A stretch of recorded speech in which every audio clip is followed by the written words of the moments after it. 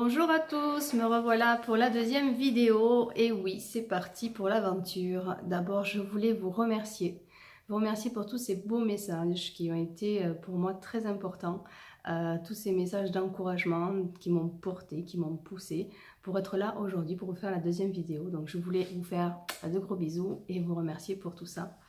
Et aujourd'hui est un jour un peu spécial puisque c'est moi qui vais me mettre à nu, à poil, complètement dénudée. Euh, on est d'accord que ce n'est qu'une image, je ne vais pas réellement vous faire un striptease. Mais c'est avec plaisir que je vais le faire. Et pourquoi, me direz-vous, dans quel but? Tout simplement parce que je garde à l'esprit que peut-être mon expérience, mon histoire pourra toucher le petit être à l'intérieur de vous, le petit truc à l'intérieur de vous qui fera dire que waouh, mais c'est vachement bien d'être à poil et que cette envie devienne contagieuse et se répande partout dans le monde en fait. Voilà, je vais donc commencer. Je vais donc commencer par le chapitre naissance. Oui, je vais commencer du début.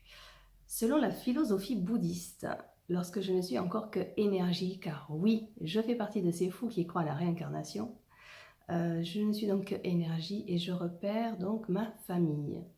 En plus, on repère sa famille, ça veut dire qu'on l'a choisie. Celle-là, elle me semble pas trop mal.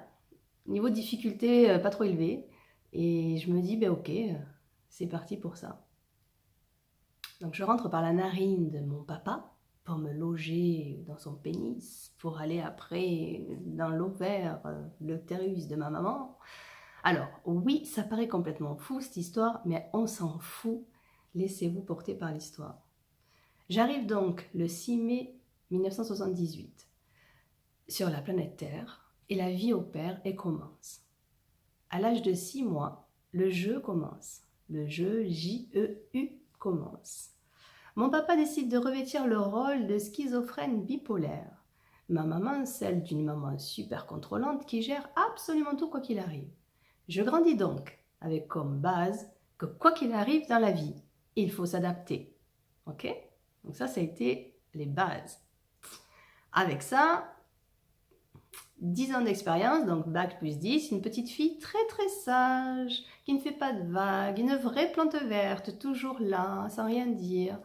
Parce que je ne vais pas en rajouter, la maladie de papa prend déjà pas mal de place, je ne vais pas en plus moi la ramener avec mes peurs et tout ce qui m'angoisse, d'accord? Donc, je m'adapte, je dis rien. Et je continue à grandir. Arrive le chapitre premier amoureux. Premier amoureux, j'ai à peu près 18 ans, je crois. Et là, lui, il a 7 ans de plus que moi. Et là, je bois ses paroles. Et avec mon super boulet d'adaptation, je peux vous dire qu'il n'a pas été compliqué de lui plaire. J'ai tout fait. Il était sportif, je suis devenue sportive. Il pesait ses pattes, il me pesait mes pattes. J'ai dit, c'est oui, il n'y a pas de souci, c'est très bien. Toi, tu sais, moi, je ne sais pas. Ok? Donc, c'était vraiment une relation très toxique pour moi. Mais voilà, je ne le voyais pas. Je me suis braquée contre toute ma famille. Et jusqu'au jour, à un certain moment, tu te réveilles un matin, tu te dis non, non, non, là ça va pas, je suis pas bien. Et donc tu passes à autre chose. Et là, ça a été juste phénoménal. Ça a été le moment où j'ai vraiment vécu ma vie sans prendre la tête du bien ou du mal. J'ai profité de tout ce qui se présentait parce que ça aussi, la notion du bien et du mal, je peux vous dire que je fais partie d'une longue lignée de Portugais et que je suis sûre que c'est eux les pionniers qui ont inventé ça, tellement ils maîtrisent la chose. Alors je sais bien que c'est pas un problème juste de Portugais et que ça concerne beaucoup de personnes, que c'est même un problème universel, mais voilà, je suis quasiment persuadée que c'est eux qui ont inventé le truc. Bon, ça c'était une petite parenthèse, mais j'ai laissé tomber cet homme-là, donc, et je suis passée à quelque chose de beaucoup plus léger, spontané. Je me suis vraiment laissé porter par ce qui venait, sans prendre la tête.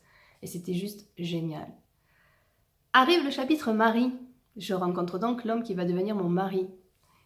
Et là, c'est comme si j'étais rentrée en pilotage automatique. C'est comme s'il fallait que je remplisse les conditions de ma lignée. Il fallait rencontrer un homme gentil, check, c'était fait. Il fallait se marier, check, c'est fait. Avoir une maison, indispensable pour des portoches, check, c'est fait. Et avoir des enfants, j'en ai eu 2, check, c'était fait. Et le temps passe, les années passent, et tout d'un coup, tu as toujours ce vide qui est là, et qui se manifeste et qui te dit mais putain mais je suis pas heureuse. Mais c'est pas possible, tu peux pas ne pas être heureuse. T'as une maison, un travail, un mari gentil, des enfants en bonne santé, t'as tout pour être heureuse. Tu peux pas ne pas être heureuse, ok? Et pourtant je l'étais et je comprenais pas. Alors j'ai ok c'est dans ma tête, c'est moi, ça va passer. Puis les années passent. Et puis à certains moments, t'en peux plus, alors du coup, qu'est-ce que tu fais? Ben, tu sors ta caméra et tu la pointes sur le mari et tu lui dis, ben voilà, mais c'est ta faute, c'est toi, tu ne me regardes plus comme avant, je ne suis plus la priorité, je passe après ton sport, tu ne m'aimes plus, voilà, tu fais tous tes caprices inimaginables et possibles. Mais à ce moment-là, c'était réel, je le pensais sincèrement. Et au bout de 15 ans de vie commune, je décide de partir. Et là, arrive la grande culpabilité dans toute sa splendeur. Et là, tu dis, ah putain, c'est pas bien. Je pète une famille, mes enfants vont être malheureux. Mais qu'est-ce que je fais? Je perds la tête. C'est là où j'ai vraiment réalisé que cette notion de bien et de mal était juste dévastatrice. C'était un gros tsunami, une grosse catastrophe nucléaire. Et les choses n'arrivent pas par hasard. Pendant ma période maritale, j'ai développé un problème d'eczéma, un problème de peau. Et j'ai tout fait, vraiment. Mais la médecine générale n'arrivait pas à trouver le pourquoi du comment. À ce moment-là, je me suis un petit peu penchée sur le sujet et je me suis orientée sur les médecines parallèles, tout ce qui est médecine douce. Donc j'ai tout fait, l'acupuncture, la réflexologie, l'homéopathie, naturopathe. Enfin, j'ai vraiment exploré un gros panel pour essayer enfin de me débarrasser de problèmes de peau qui devenaient de plus en plus envahissants, au point de me réveiller, à me mettre en sang tous les soirs. Enfin, c'est vraiment un gros chapitre de ma vie qui était très douloureux. Et on n'arrivait pas à atténuer. Plus les années passaient, et plus cette peau, elle hurlait et elle criait haut. Alors je dis ça pourquoi? Parce qu'en fait, je me suis du coup intéressée sur les symptômes de la peau, les maux de la peau, MAUX, qui en fait sont le reflet des maux émotionnels, à travers différents ouvrages. J'ai commencé par Michel Odoul, qui dit dis-moi où t'as mal et je te dirai ce que tu as. D'accord? Donc j'ai capté qu'en fait, le corps avait des choses à exprimer et qu'inconsciemment, ça se passait comme ça. J'ai donc fait une très belle rencontre. Un homme qui était à la base ostéopathe et qui avait développé à côté une méthode énergétique, je ne sais plus comment elle s'appelle, donc me voilà en train d'être devant lui avec une baguette, comme un sourcier qui m'entoure mon corps et qui me dit mais tu as un décalage avec ton corps physique et ton corps énergétique. Bon là, j'étais pas encore du tout dans tout ça, je dis mais qu'est-ce que c'est que ce bordel, mais qu'est-ce que je fous là? Et là il me fait répéter des phrases du style je crois en mes capacités, bon enfin un truc vraiment space et t'as le mental qui prend dessus, tu te dis mais putain mais c'est du grand n'importe quoi. Mais je reviens. La petite voix intérieure me fait revenir et me dit allez, vas-y, de toute façon, t'as rien à perdre, hein, foutu pour foutu, vas-y. Et je regrette pas parce qu'en fait, ça a été le point déclencheur du truc pour ouvrir un petit peu mon esprit à quelque chose de plus grand. Parce que oui, je crois en beaucoup de choses, mais là, moi, tout ce qui est religion, catho, tout ça, j'ai un peu de mal. Et je chemine. Je chemine vers tout ça, je m'intéresse avec le monde parallèle, je m'intéresse avec les ouvrages de Patricia Daré qui communique avec l'au-delà, je m'intéresse à plein de trucs, je fais vraiment une boulimie d'informations, je lis les 4 accords Toltec, pardon, de Miguel Ruiz, je m'intéresse à Isabelle Padomani, la communication non violente, je m'intéresse à Jacques Redker qui fait des formations en ligne aussi pour développer cet amour de soi. Le pouvoir du moment présent, Edgar Tolle, tout ça, je sais que beaucoup de gens connaissent, mais il y en a beaucoup qui ne connaissent pas encore. Donc, je vous donne ces trucs-là, c'est vraiment pour que, allez-y, intéressez-vous, parce qu'on a besoin de ça. L'âme, elle a vraiment besoin de se nourrir, intellectuellement parlant, par toutes ces choses-là qui nous dépassent. Enfin bref, c'était une parenthèse, donc je m'enrichis de tout ça, et un jour, je découvre, par le hasard, parce que le hasard qui fait super bien les choses, vous amène à certains moments de votre vie des choses très bien au moment où il faut, je découvre la méthode qui s'appelle la maïeusthésie. C'est une méthode d'accompagnement par la parole qui a été créée par Thierry Tournebise. Et pour moi, ça a été la révolution, vraiment. À l'intérieur de moi, ça a été « Waouh, c'est top ce truc-là, c'est génial ». Pourquoi? Parce qu'en fait, ça m'a mis en lumière que si j'étais encore dans une tristesse, si j'étais encore dans quelque chose de désagréable, ce n'était dû qu'à ma vision des choses, ce n'était dû qu'à ma façon de voir les choses. Et le hasard qui fait super bien les choses mais qui n'existe pas, me fait connaître un centre bouddhiste de méditation à Toulouse qui ne fait qu'enfoncer le clou en me disant la même chose, que si j'étais encore dans la colère et la tristesse, eh c'était moi qui le créais. Donc tout ça se met en place, je chemine avec ça, il y a énormément de choses qui changent à l'intérieur de moi, la vision dont j'ai des gens qui m'entourent, et je me rends compte en fait qu'il y a beaucoup de choses que je reproche et que c'est moi qui ai un gros problème à régler et que je ne suis pas du tout en harmonie avec mes sentiments. Et arrive le chapitre du père. Donc, je vous rappelle un petit peu que j'ai grandi avec un papa qui était schizophrène, bipolaire, donc ça n'a pas toujours été simple pour moi. Parce que j'ai des images de lui avec énormément de violence, énormément de colère, énormément de souffrance et de peur à l'intérieur de la petite fille que j'étais. Ok. Donc là, c'est un sujet un petit peu délicat pour moi, donc je vais essayer quand même de vous le partager. Aujourd'hui, mon papa se retrouve dans un hôpital psychiatrique, donc il a toujours fait la navette, hein, à chaque fois navette maison et revenir. Bon là, aujourd'hui, il est dans un stade avancé, il n'y a plus trop de solutions. Et un matin, je me réveille avec cette sensation bizarre de waouh, waouh, mon père il va mourir quoi. Mon père un jour il va mourir. Oui, et je sentais comme si c'était proche, je sais pas pourquoi. Et là, ni une ni deux, je pose vraiment mon cerveau, je prends ma voiture et je dis bon, allez, j'y vais, je vais le voir. Donc je surmonte énormément de peur hein, parce que c'était pas évident pour moi. Arrivé à l'hôpital, il y a tout qui remonte, toutes ces images de quand on est venu le voir à l'enfance, tout ça, mais c'est bizarre, j'ai pas peur, je sais pas comment expliquer, j'ai vraiment cette envie d'aller le voir, c'est important pour moi d'aller le voir. Mais je sais même pas ce que je vais lui dire, j'en sais rien, j'y vais. Et là, je le vois arriver, accompagné de l'infirmière, et on se retrouve dans une petite pièce close, fermée tous les deux. Et les phrases bateau arrivent, salut, ça va, ouais, et toi, ça va, ok. Bah, pourquoi tu viens me voir? Et là, je décide de me mettre à poil, mais vraiment.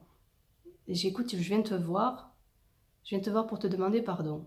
Et là, mon père, il me regarde comme ça, pardon, pardon pourquoi? Et je dis pardon parce que pendant toutes ces années, ben, je t'ai détesté. Pendant toutes ces années, j'étais en colère contre toi. Pendant toutes ces années, je me suis vraiment demandé si tu m'aimais et qu'est-ce que je t'apportais. Et là, attends, j'arrive. Et là, j'ai mon père qui me regarde, qui me dit, mais puis, bien sûr que je t'aime. Tu es ma fille et je t'ai toujours aimée. Mais c'était plus fort que moi, c'était difficile pour moi cette maladie. Et pendant 1 heure et demie, c'est énorme, 1 heure et demie, on s'est tenu la main et on a parlé, on a pleuré dans les bras l'un de l'autre et on a rigolé. J'avais enfin vécu une relation père-fille, chose que j'avais toujours rêvé. Et ça s'est passé dans un hôpital psychiatrique à l'âge de 38 ans ou 39 ans, je sais plus. Et ça me fait toujours autant d'émotions. Pourquoi? Parce que je trouve ça magique. Encore une fois, j'avais la preuve de que être à poil, surmonter ses peurs et faire, bah, c'était tout simplement magique. Arrive le chapitre travail. Oui, parce que je viens d'arriver, je vais vous expliquer pourquoi j'en suis là en fait aujourd'hui. J'ai travaillé pendant 9 ans dans l'immobilier et j'ai fait 8 ans en tant qu'assistante commerciale. Et dans un négoce de matériaux, où c'était tout simplement génial, je voyais du monde toute la journée, donc je me suis créé un petit réseau avec les fournisseurs, les clients, et c'était vraiment très très sympathique. Voilà, un rôle de vendeuse qui m'allait bien et d'assistante commerciale qui m'allait bien, donc ça c'était super. Et en début d'année 2018, il y a un changement de direction. Donc des nouvelles personnes viennent s'installer dans les locaux, avec, donc on nous explique que c'est une nouvelle partie, ça va être des matériaux qui vont s'installer, donc très bien, ok. Il y a de la place pour tout le monde, c'est super. Sauf qu'en fait, cette nouvelle direction, petit à petit, a chamboulé un petit peu, même beaucoup, mon poste. Donc un beau matin, on te dit que ben, ça, c'est plus toi qui fais parce que c'est centralisé dans le siège. Ok, bon, ok. Puis un deuxième jour, on te dit, bon ben là, t'as dépassé un petit peu tes fonctions. Tu comprends pas trop parce que ça fait quand même 8 ans que tu fais ça tout seul comme un grand et que là aujourd'hui on te dit ben c'est plus toi. D'accord, d'accord. Donc le matin tu vas et tu as de plus en plus la boule au ventre parce que tu te dis mais qu'est-ce que ça va être aujourd'hui quoi. Et le temps passe, un mois passe, je sens qu'il y a une tension qui se crée autour de moi et c'est pas fluide et c'est pas très très agréable, mais je dis rien. Je dis rien. Et je continue à m'adapter. Super, ok. Et puis un matin, t'arrives et là on te dit, ben tu sais quoi, tu ne peux plus rendre la monnaie au client. Maintenant c'est plus toi, il faut que ce soit qu'une seule personne qui le fasse. Comment vous dire? À ce moment-là, c'est mais vraiment à l'intérieur de moi, je me dis mais à quoi je sers? Il y a vraiment ce truc-là qui se dit mais c'est quoi l'histoire? C'est quoi le bordel? Qu'est-ce qui se passe? Mais pas une seule fois je l'exprime. Pas une seule fois je l'exprime. Et ce qui devait arriver arriva. J'ai fait un putain de burn-out. J'ai pété les plombs. Mais vraiment. J'ai sombré, mais bien, bien, bien comme il faut. Et pourtant, j'avais plein de lectures, je m'étais intéressée à plein d'ouvrages. Et là, je m'effondre, littéralement. Et quand je suis donc en arrêt maladie, et que je me fais aider, heureusement, je suis bien entourée, ben je réalise en fait que mon boulet d'adaptation avait pris le dessus. J'avais pas sorti ma caméra vers moi, j'avais sorti ma caméra toujours vers l'extérieur. Toujours la faute de l'autre. C'est tellement plus simple. C'est la faute de la nouvelle personne qui est arrivée. C'est elle qui a changé tout mon poste. Ouais, ok, elle a changé tout ton poste, mais est-ce que moi j'ai exprimé une seule fois ce que je ressentais? Non, je m'étais adaptée. Voilà. Encore une fois, j'avais la preuve que le fait de ne pas être à poil et de s'exprimer, c'est quelque chose de très douloureux pour moi et de très néfaste. Et là, je l'ai vraiment senti bien profondément. Mais la vie fait quand même très très bien les choses. Parce que ça faisait quand même 5 ans que je chemine dans tout ça, que je m'informe, que je me forme sur plein de méthodes. J'arrête pas, je fais une boulimie de tout ça. Mais qu'est-ce que je fais, moi, pour le mettre en pratique? Ben rien. J'apprends, mais après je fais rien. Donc là, je me dis, ok, on arrête les conneries, et je me lance. Je vais me lancer en tant que thérapeute. Ouais, donc motivée, vraiment motivée. Mais la trouille au maître, à son maximum, les doutes qui refont surface, et au mois de septembre, je développe une grosse maladie, mais vraiment pas jolie, un staphylocoque doré, avec des pustules partout dans les mains, je puais, c'était une odeur mais, affreuse. Et je suis hospitalisée pendant 1 semaine, et après on me dit que j'ai fait une septicémie, donc ça peut être très très grave. Donc là j'ai encore quelque chose qui s'enclenche, qui me dit, on va arrêter les conneries, on va arrêter de perdre du temps. Le temps est précieux, la vie est belle et magnifique, et elle est courte. Elle peut être même très courte. Il y a des personnes qui meurent à l'âge de 20 ans, il y a des personnes qui meurent à l'âge de 3 ans. J'ai vraiment eu ce truc-là qui me dit, bon, stop, maintenant tu vas et tu fais ce que tu as envie de faire. Donc voilà, je suis maintenant thérapeute chez moi, et j'accompagne les gens par la parole, et j'essaye de le faire du mieux que je peux. Mais je sais que j'ai encore besoin d'être accompagnée. Et c'est pour ça que j'ai besoin de mon guide spirituel, qui pour moi est Bernard, d'ailleurs, coucou si tu me vois, qui m'apprend énormément à rester complètement en phase avec ce que je suis, arrêter de me juger, parce que ça, je suis très forte pour le faire, et essayer de faire du mieux que je peux. Parce qu'en fait, ce qui va faire la différence, ça va être ça.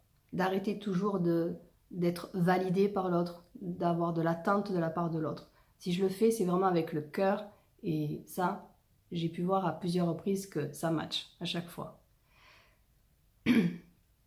Bah, vous connaissez ma petite histoire, qui n'a rien d'extraordinaire, mais qui peut-être aura fait un petit truc, qui peut-être aura permis à l'un d'entre vous de vous dire « Ouais, mais ça a l'air d'être pas mal, être à poil, on va peut-être essayer. » Et c'est avec grand plaisir que je viendrai lors d'une prochaine vidéo encore vous raconter plein d'histoires. On verra, je sais pas quoi, je me laisserai porter par l'énergie du moment, sans prendre de notes, parce que je trouve que c'est plus vrai et plus spontané, et ça me correspond.